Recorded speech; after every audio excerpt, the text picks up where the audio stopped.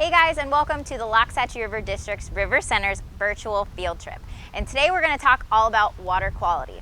And we're at a special location today. We are at the Jupiter Inlet Lighthouse Outstanding Natural Area, which is run by the United States Bureau of Land Management. So let's go ahead and check it out. At the convergence of the Indian River Lagoon and the Loxahatchee River at the Jupiter Inlet lies 120 acres of nationally significant property. The Jupiter Inlet Lighthouse Outstanding Natural Area, or fondly referred to as JALONA, was federally designated by Congress in May of 2008 to protect, conserve, and enhance the unique and nationally important historic, natural, cultural, scientific, educational, scenic, and recreational values of the federal land surrounding the lighthouse. It is for the benefit of present generations and future generations for the people of the United States. Equally important, JALONA was designated as a unit of the Bureau of Land Management's National Conservation Lands, one of only 3 outstanding natural areas in the country. They are our nation's newest system of protected public lands, standing in stature with our national parks, national forests, and national wildlife refuges.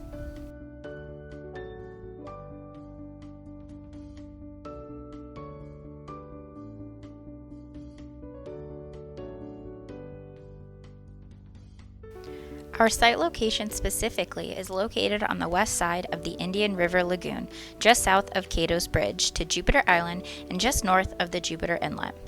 The Indian River Lagoon is 156 miles long, and we will be sampling at the very southern location.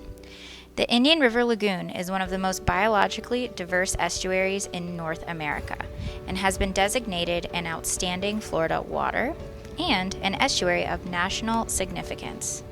It is a unique, highly diverse, shallow water estuary stretching along 40% of Florida's east coast. So now what we're going to examine are the physical characteristics of our site location. So physical characteristics are our geographic features. So let's take a look and see what we can find. So our geographic features, actually what we're looking for is vegetation, the type of shoreline we're looking at, any buildings, bridges, slopes. What do you notice?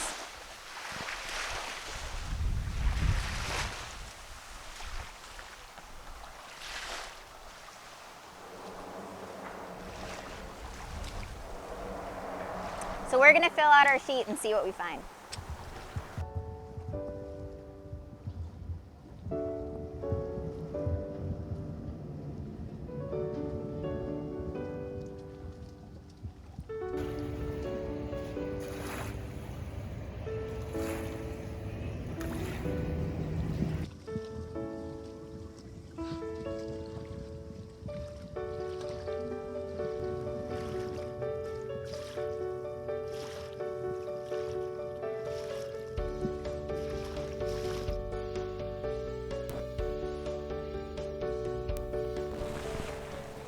So now we're going to check all of our characteristics. So first one, it's pretty sandy, so we're going to check that one off.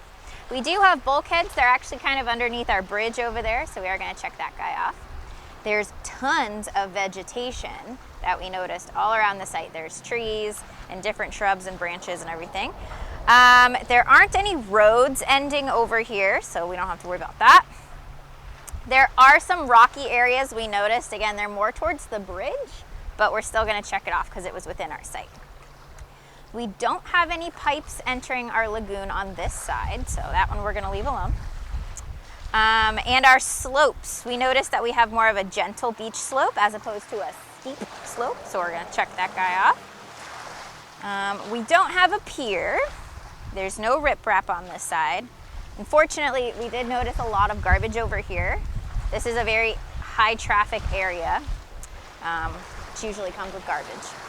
And then oyster reefs, unfortunately we didn't notice any of those either. But some noteworthy features that we want to note by this section is the high amount of boat traffic. So I'm going to write that down.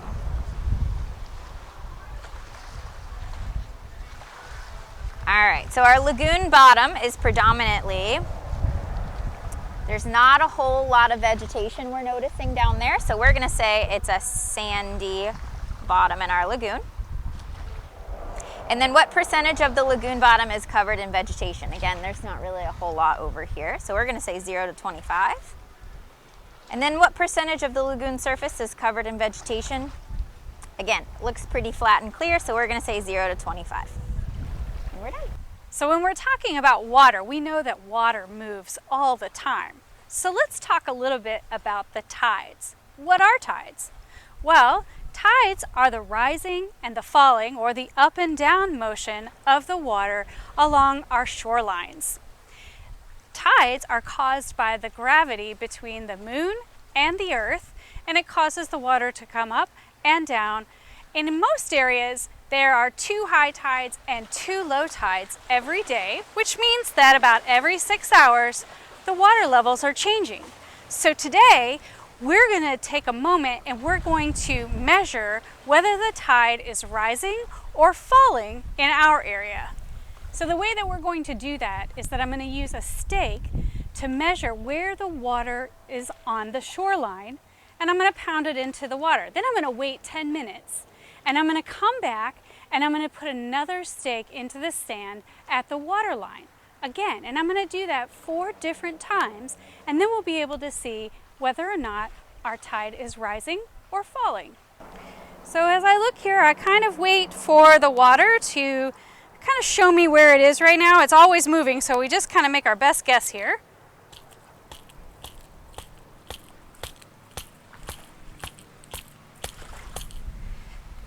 All right, and now I'm going to set a timer for 10 minutes.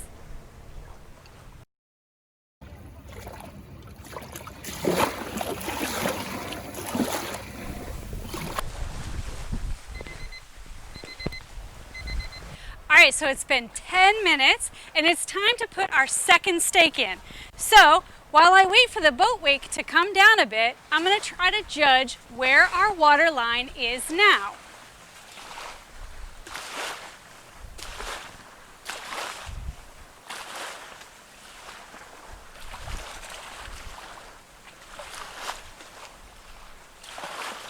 Okay, I think we've got it.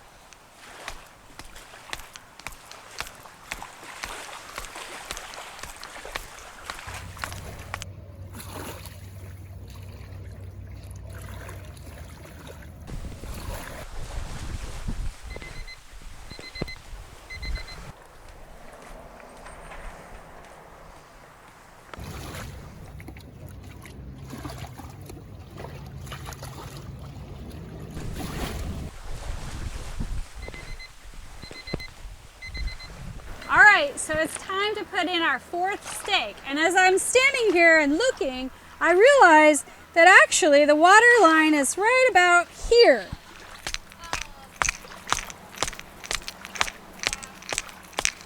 So do you notice anything that might be a little odd here? Well, this was our 1st stake, our 2nd stake, our 3rd stake, and now wait, you would think that the 4th one would be here, but it's back here. I wonder why that is happening. Well, when we checked the tides today, we noticed that high tide was actually right about now, which means that in the few minutes that we've been doing this, it's been about a half an hour, the tide has actually shifted. So it was moving this way, high tide, and now it is moving back out into the ocean, low tide. So we are seeing the water come up and now it's going back.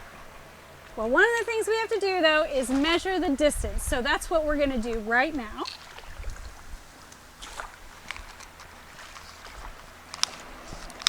So from stake number 1 to stake number 2, it's 20 centimeters.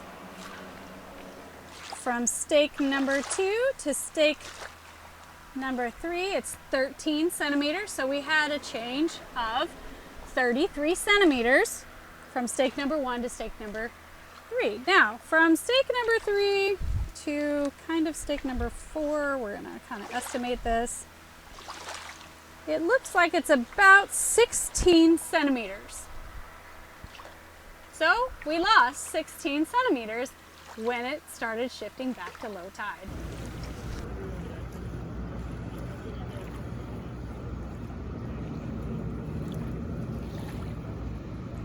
We are going to test is current speed as well as direction. So currents are an internal movement of water. So it's the flow of water coming in and out in a specific location. And for our location, it's actually really highly affected by our tides. So what we're going to do is we're going to do a test to not only see which direction the current's moving, but also how fast it's moving. And we're going to do that by actually using a biodegradable substance that we can actually throw into the water that won't cause harm. And we're going to be doing that with an orange. So Sarah is our starting point. She is going to throw in the orange. Once that orange hits the water, Jocelyn, who is our timer, is going to time for 60 seconds. She's going to follow along and hopefully we'll determine which way the orange will move. After 60 seconds, she's going to put her marker in, and then what we'll do is we'll measure the distance between. Now, we're going to be measuring in meters, and then ultimately we would convert it to centimeters per second. All right, so let's see how this goes.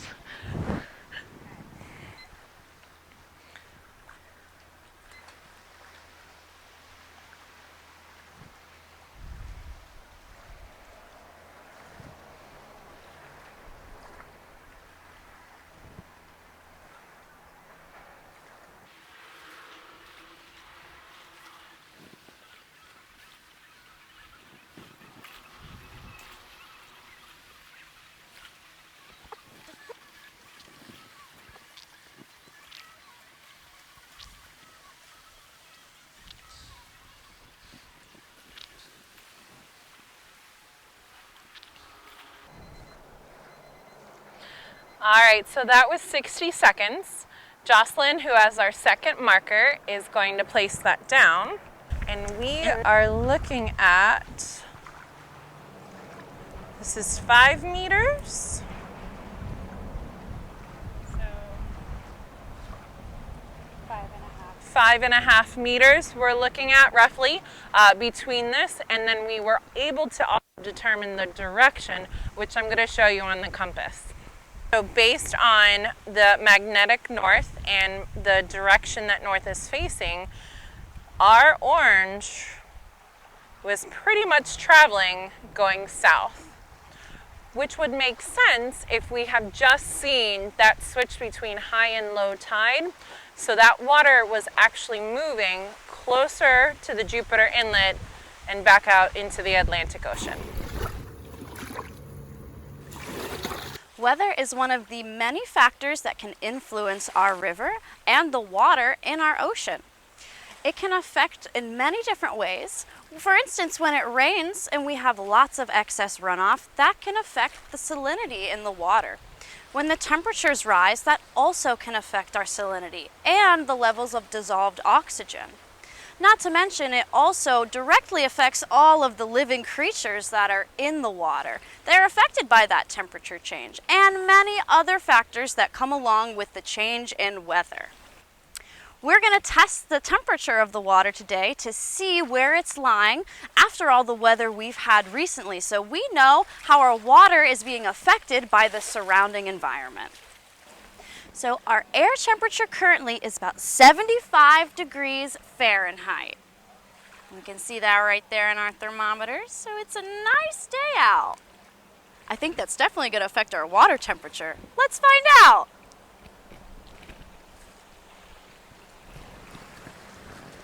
We're going to pull it up and see what our temperature is. It's been sitting in the water for about 5 minutes, and we can see that it is 72 degrees Fahrenheit in the water right now. So the water is colder than the surrounding air temperature.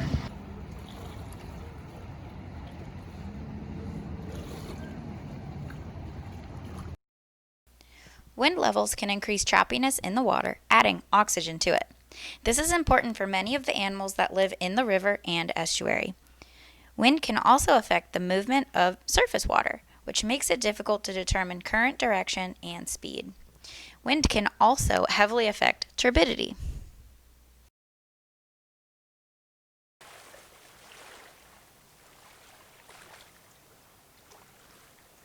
So we're also going to conduct a habitat assessment survey. So we're going to be looking at, hopefully, some of the biological organisms that we would find to determine if this site actually has a high water quality. So some of the things that we have been able to see are several different types of water birds, things like pelicans and seagulls and a lot of smaller shorebirds. We've even seen a manatee coming by, and so we're going to take a look and actually see if we can find any more and record how many different species to discuss not only the diversity but also the abundance at this particular location.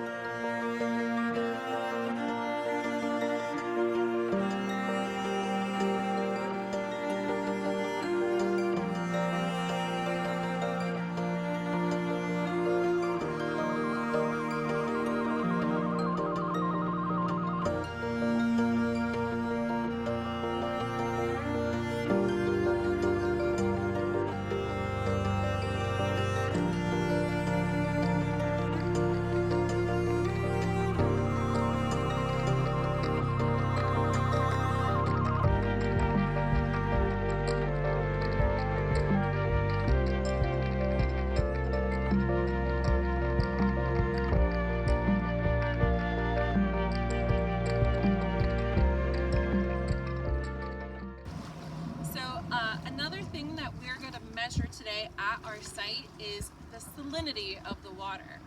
Salinity is how salty the water is, and it fluctuates, especially within the Indian River Lagoon and the Loxahatchee River. And certain organisms can only survive with a certain amount of salt. So, for example, our oysters in our oyster reef are marine organisms, but yet they live in the estuaries. So they have to adapt to when there's times where there's more fresh water than there is salt water. And today we're going to measure our salinity using our refractometer. And it will measure the amount of salt as parts per million. So we're going to actually gather up some of our water that we have here, place a couple of dots right along the area, and then we're gonna look through. So we're measuring right now 40 parts per million, which is pretty high.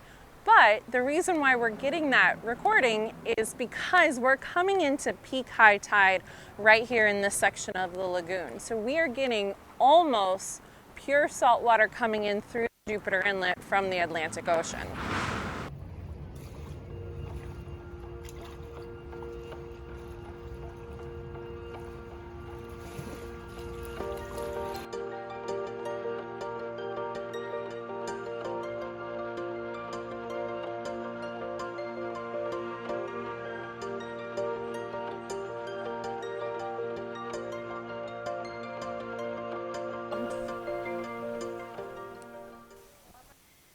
So now we are all cleaned up and back at the River Center, and it's time to finish our chemical analysis. Now, water temperature, salinity, pH, dissolved oxygen, and nutrients are all important factors to study when learning about specific sites. Organisms are adapted to survive in specific pH, dissolved oxygen, and salinity ranges. And if they're outside those ranges, they can become stressed. And many of these variables all influence each other. So, we recorded water temperature and salinity when we were out in the field. And we're going to now test the pH, the phosphate, and the nitrates, as well as the turbidity of our different samples. And we took 3 different water samples at 3 different spots at the Jupiter Inlet Lighthouse Outstanding Natural Area. So we're going to start with pH. Most aquatic animals are adapted to survive in a pH range of 6.8 to 8.0. So now I'm going to fill our test tubes and test the pH. You'll notice that I have a different pipette that I use for each sample so that I don't cross-contaminate.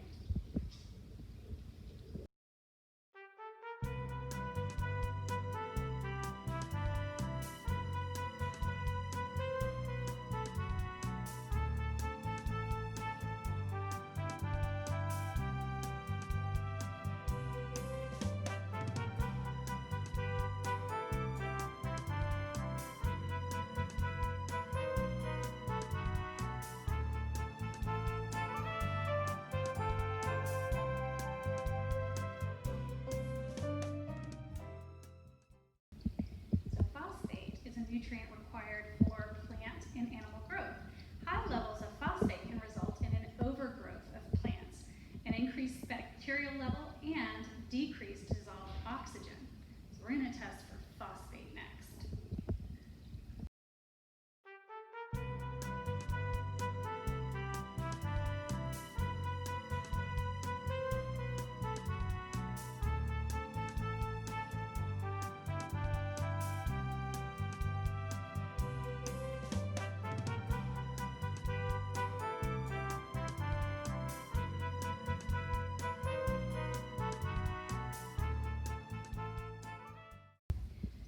The nutrient nitrate is necessary to build protein in all aquatic plants and animals, and excess levels of nitrates can cause increased plant growth and decay-enhanced bacterial decomposition, and consequently a decrease in dissolved oxygen.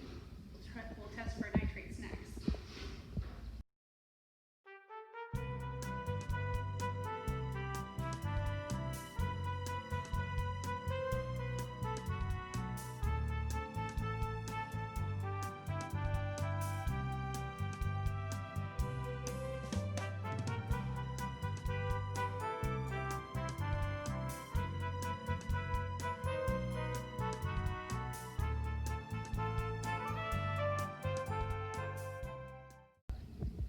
So dissolved oxygen is another thing that we can test for. We're not going to run a chemical analysis on that today, but dissolved oxygen is important for animals to survive. Now it can be affected by the temperature and time of day, as well as the abundance of vegetation, salinity, and wind conditions. So we noticed that our pH tubes are not exactly what we expected. So we're going to retest our pH using a different method. We'll be using these pH strips.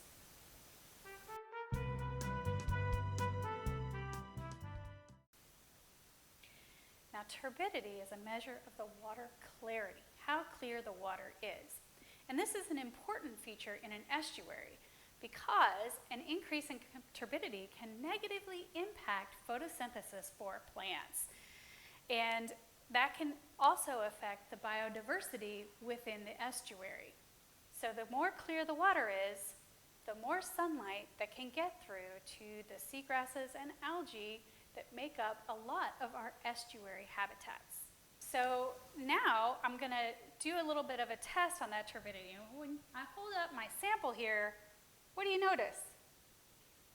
What do you think we're going to see when we test turbidity or water clarity? To do that, I have a little bucket here, and inside is a little Secchi disc sticker. What I will do is pour the data sample into this bucket, and then we'll see whether or not we can tell the difference between the white parts and the black parts.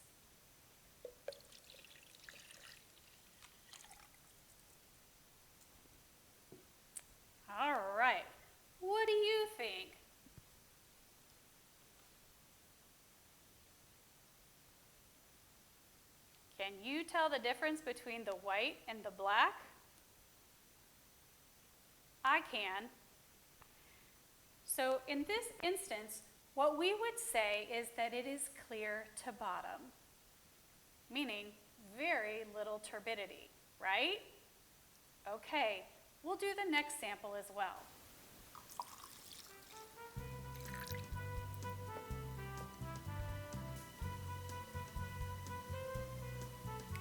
I think I can see clear to bottom on this one too.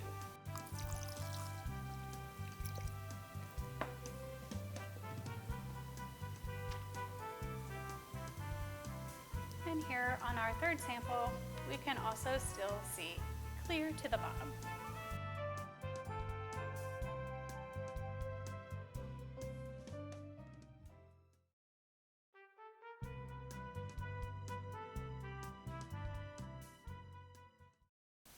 So you may have noticed as you looked at each of the different site samples that they all appear to be kind of the same, which we would expect. They were all taken close together in a close time frame as well as at the same site. So we'll just talk about one of the results since they all seem to be mostly the same. So we'll talk about this one here. We'll start with pH. Now you'll notice here that the pH is kind of a color that doesn't even really appear to be on this card. Closest would be maybe 9. However, that's not exactly what we would expect at this site. So I did another test with this test strip. And when you look, you can see that it is closer to 7.5 or 8, which is what we would expect. Next, we're going to talk about the phosphate. So I'll hold this here next to phosphate, and you can take a look.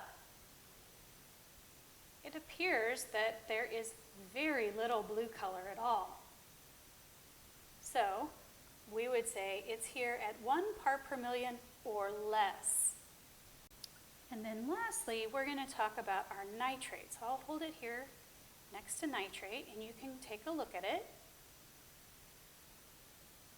And it is barely, barely pink, right? So we would say it's this one, which is 5 parts per million or less. So based on all of this data, what is it that you have observed and can conclude about the water quality at this site?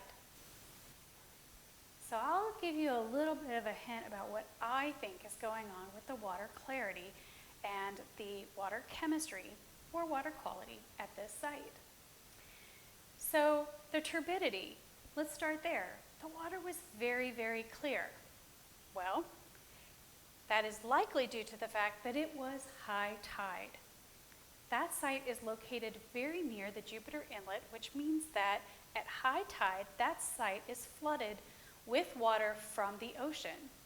And we know that the ocean is a nutrient-poor environment, meaning it doesn't have very many nutrients in the water. So that might also explain why we don't see very many phosphates or nitrates in the water as well, because at high tide, ocean water is there, and there aren't as many nitrates and phosphorus molecules. Another reason might be the fact that there was very little vegetation at this site as well. We did not see evidence of any seagrasses at all, and that also may be a clue as to why there are very few phosphates and nitrates, because seagrass is not growing there, and they need those phosphates and nitrates to grow.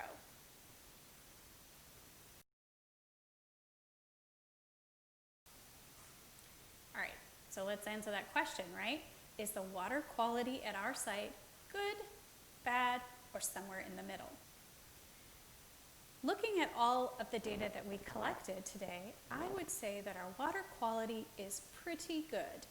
We're not seeing high levels of phosphates and nitrates, which could indicate a problem with fertilizer runoff or other nutrient-loading pollution. Our pH is in the right range, our water temperature is in the right range, the salinity is in the right range. I think we have pretty good water quality. But keeping in mind that this is just one day.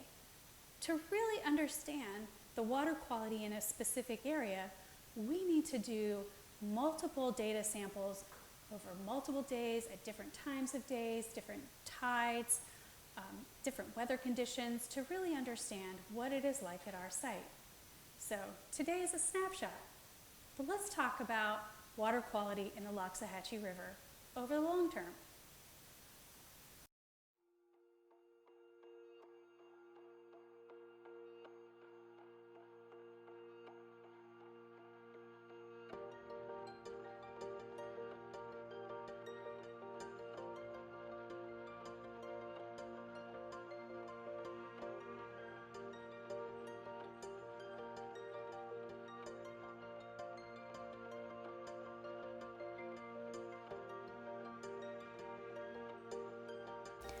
Monitoring provides the objective evidence necessary to make sound decisions on managing water quality today and in the future. It is used to alert us to current, ongoing, and emerging problems, to determine compliance with water standards, and to protect other beneficial uses of water. Assessments based on monitoring data help lawmakers and water managers measure effectiveness of water policies, determine if water quality is getting better or worse, and formulate new policies to better protect human health and the environment.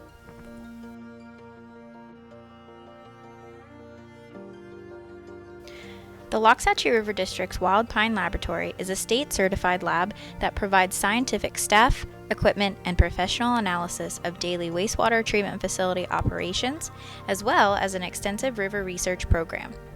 The Loxahatchee River District created Project Riverkeeper in 1973 to focus on water quality monitoring within the Loxahatchee River watershed. Data obtained through this program help water managers evaluate and document the condition and ecological health of the river, and to determine the location and extent of water quality issues. The Wild Pine Lab has almost 50 years of data on the health of our local watershed. Since 2004, the Loxahatchee River District has been using automated instrumentation, also known as datasons, to provide near-continuous water quality data from key locations throughout the Loxahatchee River. At each monitoring location, the datason monitors and records water temperature, salinity, dissolved oxygen, pH, and a depth 1 to 4 times per hour every day. This data can be used to understand differences in water quality across the watershed. Thank you for joining us today, and we'll see you on our next virtual field trip on January 27th.